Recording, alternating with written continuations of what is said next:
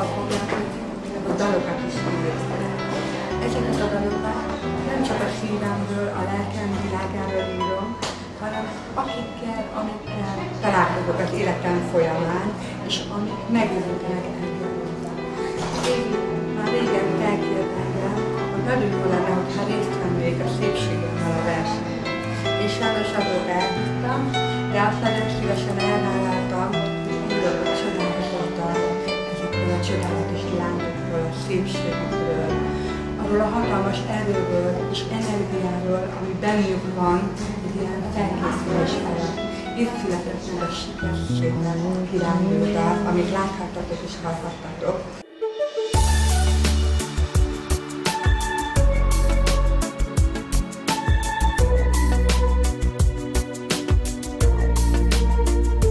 Sietek, szépe vagy, de nem hiszed el. Te vagy az, akit látni kell. Szép vagy, hitelt leszel. Jön a nap, jön a perc, hidd el. Te is lesz királynő, ne várj tovább. Érted, rajong a félvilág. Te is lesz királynő, csak álmodod tovább. A fény hull rád.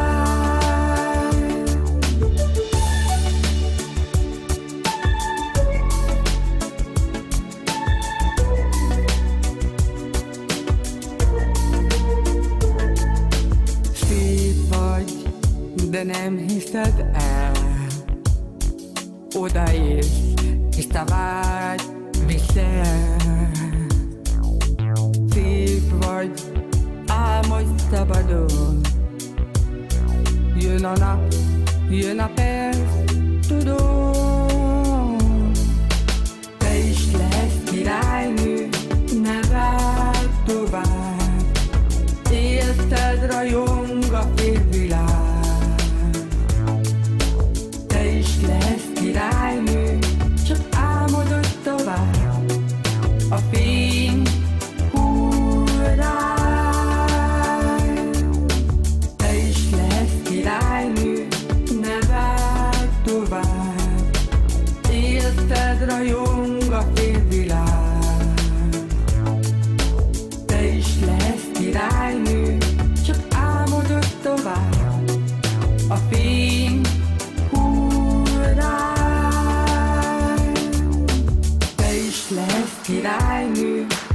Jelnyelven mondd tovább, keresd mindig a csodát.